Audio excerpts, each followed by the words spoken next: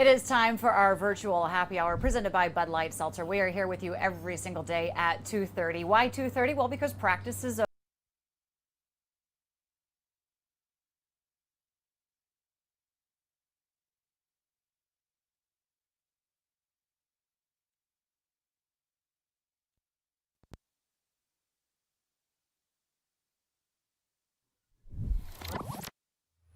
journey, and unfortunately, what came today is what I think many people were expecting, anticipating, but now it is a reality that fans will not be allowed to be at the stadium for FedEx this season. The team deciding that out of the best safety for the fans and making sure that everybody has health this season, that they won't be there. But we know this is hard for everybody to accept. Yeah, for sure. It's disappointing. It really is, but it is a safety thing. And after talking to state officials and local officials and health experts, this was the best course of action. And we're really going to try to, as an organization, to give fans the best game day experience possible. So definitely be on the lookout for that. And game day experiences are going to be a little different, but we're going to try to make them as fun as possible. Just a little bit different because I'm going to A be little bit. there. I'm really looking forward to it. Got to be honest, though, I'm a little nervous because, well, who wouldn't be? But we're going to be making it so much fun. We know the fans are really going to enjoy what we're going to bring. And we hope you weigh in. We're going to be streaming it everywhere. So you'll be able to be in touch with this team as best as possible. Also, we have our Unfiltered series that's coming out on digital. So we'll be bringing you that along the way. And look, again, we want to hear your thoughts on what is going on through this journey, through this process. And well, on the website for the journey, we're taking a look at what you were saying, what you want to see this team called as going forward for the future. Look, we're the Washington football team now, but that will change once we know exactly what we're going to call. So here is a recommendation from Carl in Fredericksburg. Folks, you got to let us know what you think about this. He likes the Washington Rexes, and well, if you look at why he is saying the Washington Rexes, okay, he has a pretty good description behind it, saying that they're the largest, most terrifying predators in history. It would be an impressive nickname implying strength, power, and ferocity. The mascot would be amazing. Plus, who doesn't love dinosaurs? Okay, what are your thoughts on the Rexes? I kind of like it. I don't know how I thought about it at first, but I think the explanation kind of sold me on it. I know that we recently tweeted out the Red Wolves, which I think I like Red Wolves better just because Fred Smoot howling, I couldn't get enough of that. So I'm kind of all in on that. But I do like the Rexes and I do like the explanation. So, and I never thought about it before. So that just goes to show fans submit whatever ideas you have, and because some ideas no one's thought of before. You know, I come from the University of Florida, and we had Mr. Two Bits who would go and lead a cheer. I feel like if for some reason they do go with the Red Wolves, we need Fred Smoot out there leading the charge, howling for the entire stadium, since he was talking about that. Again, Oh folks, yeah. just bring your thoughts along. We're going to be highlighting some of them. We are taking them all into consideration. And since you cannot be at FedEx, we're trying to bring you as much coverage as we can of your favorite team, the Burgundy and Gold. Okay, now, as we do start a tab here, we have to talk a little bit about Ryan Kerrigan. He's going into his 10th season, and he's just a sack and a half away from breaking the franchise record, which is held by Dexter Manley. But what does Kerrigan have to say about reaching that milestone? I mean, as far as my role, I'm planning on being a playmaker, planning on being, out there a lot and making a lot of plays. And that's how I train this off season. That's how I'm approaching camp right now. And that's what I'm anticipating going into this season. As far as the sack record, I mean, obviously I want it because I know I'm only, I think, 1.5, 2 away, but so yeah, I mean, I want it. I'm not going to, because that's a step in what I want to accomplish this season. Heck yeah, he wants to break that. He's at 90, a sack and a half, and he can pass Dexter Manley of 91. I don't think you're going to have to wait very long for him to be able to get that either, Kyle. No, definitely not. It should be hopefully in the first couple of games. We were talking, I think it was last week on this show, about how great it would be if he could do it against the Eagles. But rarely is it that someone is so close to a milestone, and he's one of the least talked about guys on the defensive line. Everyone's talking about Chase Young and Montez Sweat, Deron Payne, Matt Ioannidis. But this is a guy that he made 3 straight Pro Bowls from 2016, 2018. He's averaged 10.5 sacks entering last year. So I think people they're too low on Kerrigan. I think he's going to prove some of the doubters wrong this year. You know, he says he's not somebody who's necessarily vocal, but he has taken on that leadership role within this room to kind of help mentor the younger guys along. But he's the one who kind of leads by example. He says it's fun kind of getting to work with Chase and to be able to split the time in the rotation. Typically, Ryan Kerrigan is the guy. Like, he's the one that's going to get out there and get those sacks and do his Superman pose, which we all love. He's going to be able to have those opportunities because Chase is going to draw attention. Montez Sweat is going to draw attention. They should each be able to have their opportunities of bringing that in. It would be nice to be able to see that gun get done right out of the gate. So look, he wants to be here. By all means, he should be here. We will see as it goes forward when that does come up. When we come back here, though, since we started our tap, we're going to see what is on tap. I'm a little nervous about this because we're going to play a little game of truths and a lie. Kyle's going to be testing my knowledge on this team, so we want you to play along with us. Tweet your responses. Don't let me be alone out here, folks. Tweet them in. We're going to show them a lot well, and we'll see how smart you are, as well as myself, when we come back. Take me out to the ball game. Take me out to the couch. Baseball or football or racquetball. We don't mind, we'll watch any at all. 'Cause it's root for the home team. Oh, way, we don't really care. Oh, no, I care. 'Cause sports are finally back and there's a Bud Light there. A moment of joy, a source of inspiration, an act of kindness, an old friend, a new beginning, some welcome relief, or a cause for celebration. What's inside? Possibilities. What we deliver by delivering. This is the front door. Here's the living room. The hallway that takes us to The kitchen. The bedroom. oh, and of course, where we spend most of our time. The backyard.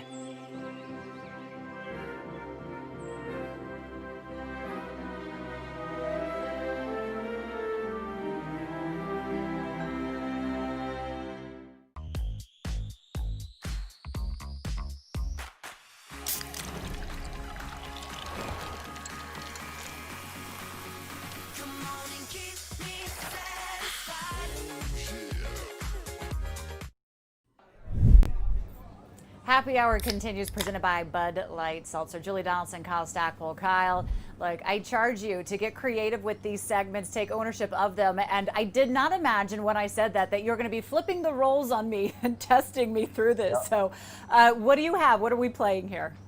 All right, so we are playing two truths and a lie, and how it works is there's going to be three statements, and you just have to tell me which one is a lie. Okay, let's go. go. We're going to start with the running backs. So running backs, the three prompts are Antonio Gibson scored every 5.5 times he touched the ball at Memphis, not 0.5 times. Then we have Adrian Peterson averaged at least 4 yards a carry every year of his career. And we have J.D. McKissick has more career receiving yards than rushing yards. So which one do you think is wrong? Which one's false? Antonio Gibson, I'm going to say, is wrong, because I do believe when I was talking with head coach Ron Rivera, one of the things he loved about him is he said when he touches the ball 1 in every 8 or 9 times, it's a touchdown. So I'm going to say that is the false one out of there. All right, well, that is actually wrong. Really? So Antonio Gibson, 2 years at Memphis, 77 touches, 14 touchdowns. Can we just go for the final year, maybe? Maybe that's where my numbers are coming It might from? have been the final year. So I won't fault you for that. But 5.5, that is actually true. I know Adrian averaged at least 4 yards the times he's been here, but I guess you're going to take a year where he didn't in his entire career. Exactly. So he had 3 years out of the 13 years that he didn't reach for. I think it was 2014, 2016, 2017. But like you said, he's still been a highly productive back. He's averaged 4.7 yards a carry in his career, and he's averaged 4.2 since he came to Washington. So that was a little bit of a tricky one. All right. And then, so moving on to the receivers. So we have Steven Sims. The only offer that he got, Division I, was Kansas. We have Terry McLaurin, averaged at least 5 targets in every game he's played in. And then we have, so Washington drafted Antonio Gandy-Golden in the 4th round, and that marked the 7th straight year that Washington drafted a wide receiver. What do we think? I'm going to say the one on Terry McLaurin is a lie. I think he's been pretty close to that, and I know that that's probably what they want this upcoming season, but I'm going to say I don't think he's had exactly 5 targets in every single game, at least not with them last season. Yep, you would be correct. So I think there was 3 games where he didn't have at least 5 targets. One of them was the San Francisco game where nobody threw the ball. It was torrential downpour. But that's not to fault Terry. He still had 93 targets. He averaged at least 4 receptions per game. So, I mean, he's a stud, and they're going to be looking to get him the ball way more than 5 times per game this year. I know his wide receiver coach says they want to give him at least over 100 targets, which would put him at the top echelon of wide receivers in the league. But look, he's going to have a target on his back, so you want to make sure you try to get him the ball. Yeah, for sure. And then just real quick, interesting note about the Steven Sims one. I was actually talking to him last week, and he said he got the offer from Kansas a week before National Signing Day. And he said if he didn't get that offer, he probably would have went to McNeese State, where they recruited him as a DB. So I guess we can thank Kansas for recruiting him as a wide receiver, or else he might not have ended up in Washington. I'll take it. I can give Kansas props to that because he's been a bright light, exciting on offense, and I'm curious to see what he does this year as well. For sure. So last one, quarterbacks. We have Alex Smith is the only active player from the 2005 NFL Draft.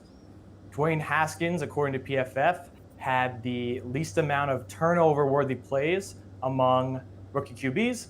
And then as QB's coach, Ken Zampese's quarterbacks have combined for 4 Pro Bowls. Which one do we think? I'm going to say the turnovers is a lie.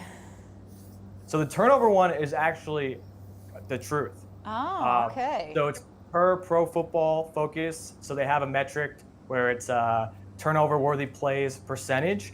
And so of the 4, Dwayne was actually the lowest at 2.3%. And to compare, Daniel Jones was at 6.1%. So that kind of just says that Dwayne made a lot better of decisions than people might have thought. Well, I'm very glad that I was wrong on that one. I'm very, very glad. I know Daniel Jones was having he had that one really great game when he first came in, was against Tampa. I think it was against Tampa. Other than that, I think the wheels fell off a little bit. But look, that's part of being a rookie quarterback. But I am very glad to stand corrected on that one. Yep. So the one that's actually false would be the Alex Smith one. So I think there's several players that are still active in the NFL. You have Frank Gore, Thomas Davis, actually, Aaron Rodgers, Ryan Fitzpatrick. So there's a couple, not many, but Alex isn't the only one. And Thomas Davis right here, season 16. Looking to add to that linebacking room. Okay, there you go. I guess I kind of failed that one. 2 L's and 1 W on it. Thanks. It was fun. Hopefully everybody at home doesn't make me be too embarrassed about how I answered those. That is what is on tap. When we come back, we are cheersing. Tim Settle joins me. How did he spend COVID? In a very interesting way. Stay with us. The natural light is amazing. Hardwood floors. There is a bit of a clogging problem.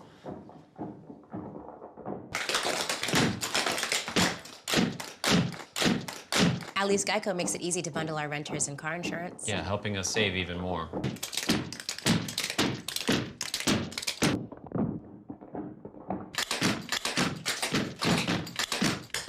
For bundling made easy, go to geico.com.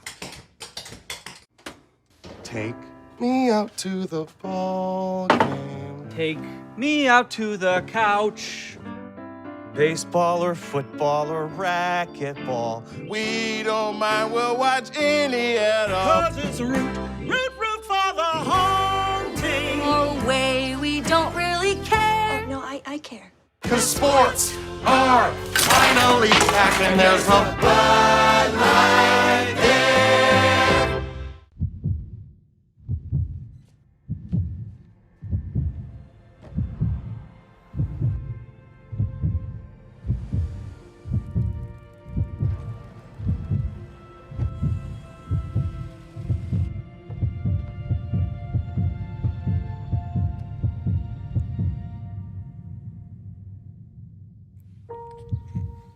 Miracles. by delivering.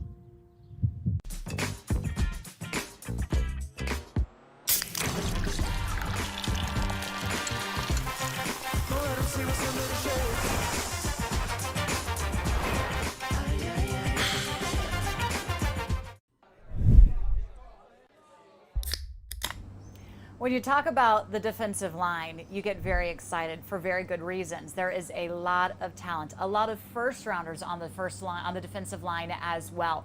But there are players that you shouldn't forget about, like Tim Settle. Yeah, he doesn't draw maybe the attraction of being a first round draft pick, but he has a huge impact into that unit. And as he heads into this year, he tells me why he expects even more out of the numbers and the presence that he will have on the field. Here is Cheers to That with Tim Settle. Glad to have you here with us in the Happy Hour show, but I kind of want to start back with COVID because a lot of people took COVID. They're sitting back doing their little workouts, and we'll get to that in a minute. But you decided to create a clothing line. Where did this idea come up from, and how much are you actually getting in on the design? Came up. I definitely wanted to start a brand, and I know my one of my close friends was doing one, and I was trying to take over that one, but we ended up coming up with a different idea for me that represents me. And St. Echelon is what we came up with. You know, it's someone highly respected in the community, you know, and then my logo, which is the penguin right here. But well, tell us about the penguin too, right? That's what I do, my sack dance. I feel like that's my logo. That represents me. That's my penguin is my logo. So that's how that came into place. But other than that, you know, like the idea, we came up with, liked it, just ran with it. You know, I feel like it's really intriguing. It draws a little bit of attention. It's not too much, but I think that it was a good little investment. All right, we're impressed. Are some of your teammates grabbing this up? Because we were kind of lobbying with Santana Moss to get some of it as well. Yeah, definitely got some. Dwayne has some. Matt has some. I'm gonna definitely get my D-line boys right. It's gonna be St. Echelon everywhere, but we definitely getting some teammates represented. All right, well, we're giving you some pub. We like it. We like the creativity. I feel like it's like the softer side of Tim Settle, you know, a little bit. But if we're going back to the muscle part, we saw you lifting weights with Ryan Kerrigan and John Allen, and holy crap, how much weight was that you were squatting? I squatted, I think 585. It was getting a little heavy for me. Just a little. Who is actually squatting the most out of that crew? I still want to claim it. I still think I'm the strongest squatter, but it's really a competition. You can't really. I feel like it just depends on who's feeling the best that day. But we all above 600. We definitely. But I think I'm gonna go ahead and say I'm the strongest squatter, but we're gonna compete it out. We'll figure it out soon.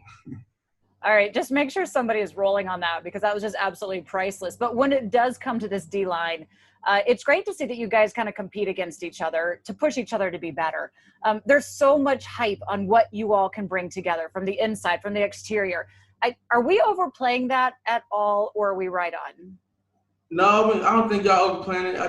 We're hungry. It's been the process has been long. You know, we've been patient. You know, it's time to get it. It's time to get it going. You know, it's not know what we're going to do. We about to do it. It's not know what the expectation is. We get into it. We're not about to go off of expectations. We're going to just take it over. You know, that's just the mindset we have as a defense, as a defensive line. We're about to just take it over and then go from there. How much time do you guys really spend together? Because there's a lot of talk on you wanted to make sure you had that chemistry. I know for the past few off seasons, you've made a point to be able to work out together. Does that really help when it comes to actually getting into the game?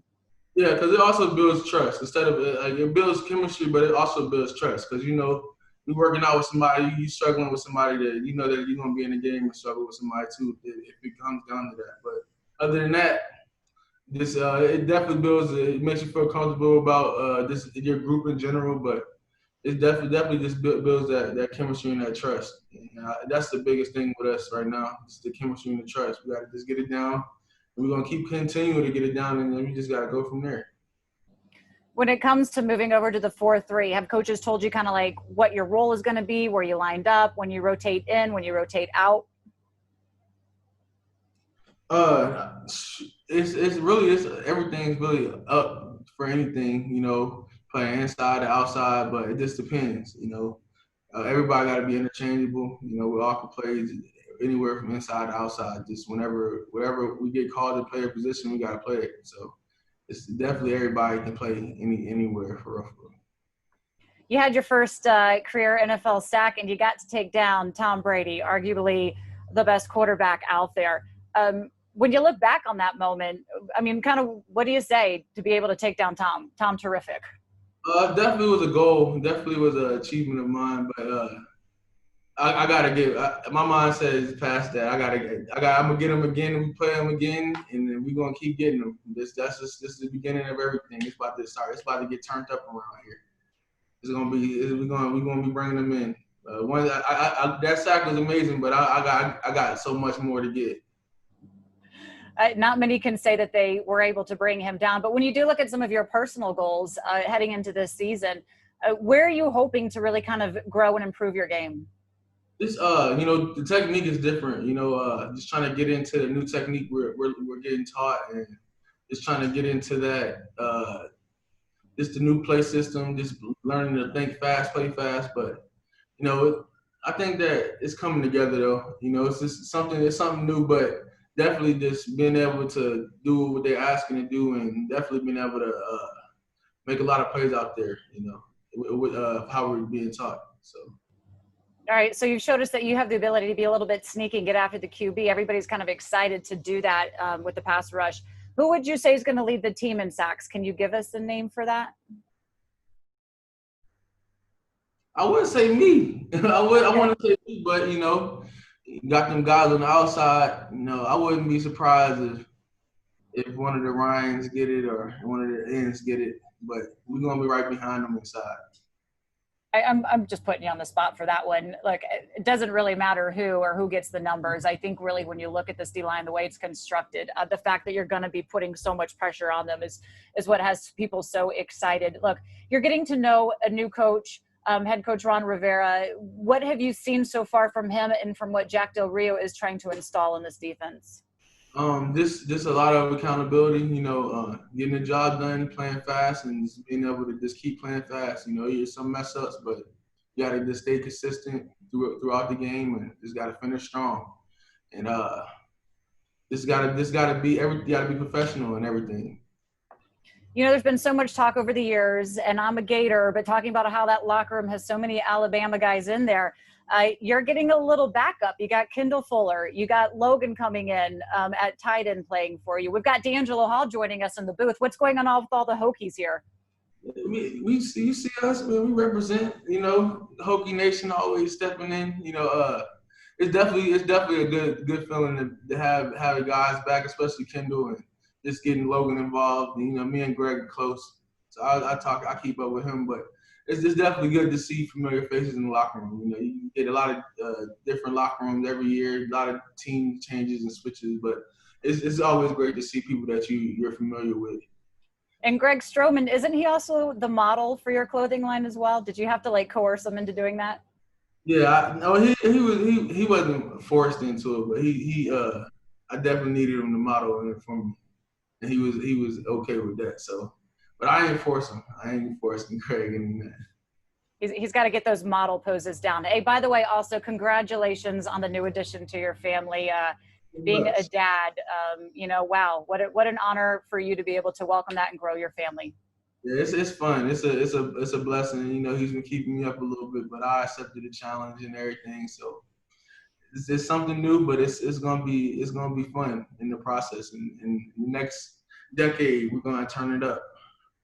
All right. Well, make sure you get your sleep just a little bit. The days are going to be, once those pads come on, the days are going to be a little bit more. We're ramping them up. Appreciate you taking some time out to join us. Excited to see what you can do. I love the fact that you are claiming you can squat the most and that you're going to get a whole bunch of sacks this year as well, adding that to your game. Thanks, Tim. Thank you so much. That is cheers to that. Kyle, I love it. I put him on the spot asking about the sacks. And look, you should not look past what he's able to bring to this defense. I don't know that he's going to be leading them in sacks, but you want the confidence.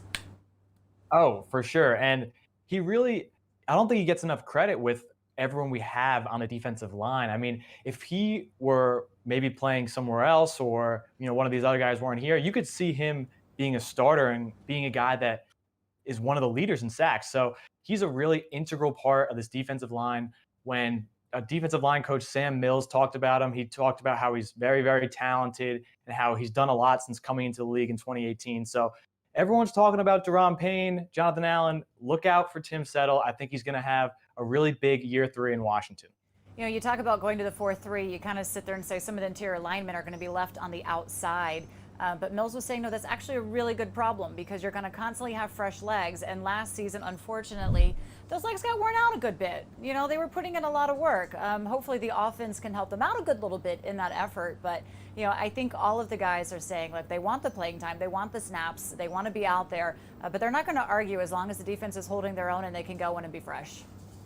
Yeah, for sure. And I really loved how you asked him the question about Tom Brady, and he was like, "Oh, it was great, but I'm looking forward now. Like, I want to sack a lot more quarterbacks. I want to do the Penguin sack dance a bunch more times." So he's looking forward. Him and his group are looking forward and really looking to take this league by storm.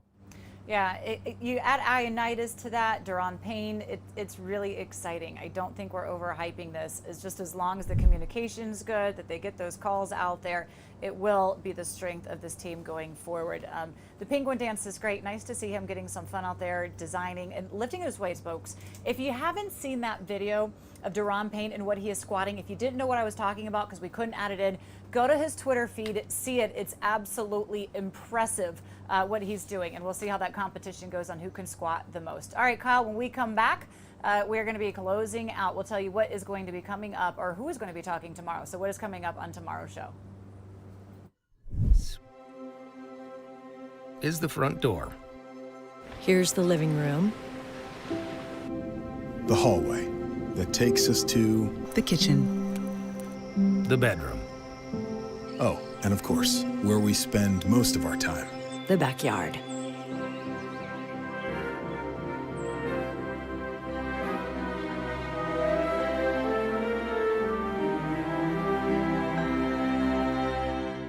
The new house is amazing, so much character. Original crown molding, walk-in closets. We do have a rat problem.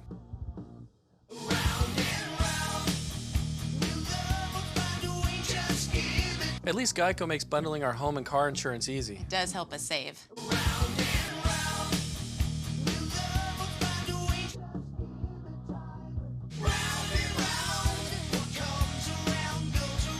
For bundling made easy, go to geico.com. Take me out to the ball game. Take me out to the couch. Baseball or football or racquetball, we don't mind, we'll watch any at all. 'Cause it's root for the home team. No way, we don't really care. Oh, no, I care. 'Cause sports are finally back and there's a Bud Light there. Kyle, I have to tell you, I enjoyed the game, but I feel like I should have cheated to give myself a little bit more of an advantage there. But a nice job with that. Appreciate you being on with us Thank today. you. Appreciate it. Coming up tomorrow, everybody, Terry McLaurin is going to be talking with the media. You can go to all of our social media sites to be able to stream that and see what he has to say coming into this season. Also, Montez Sweat will be addressing the media as well. And on the show tomorrow, you're not going to want to miss it. Why? You ready for this one, Kyle? Because Chase Young is going to be joining us. Oh, Chase Young is in the wow. happy hour. Send me some questions if you want. What do you want me to ask the guy? Look, so much hype about being number 2 overall, how he's impacting the defense already, and they've even got pads on. Thanks for joining us on this virtual happy hour presented by Bud Light Seltzer. I'm Julie Donaldson. He is Kyle Stackpole, and we are glad to have had you along with us for it. We'll see you again tomorrow. See you later.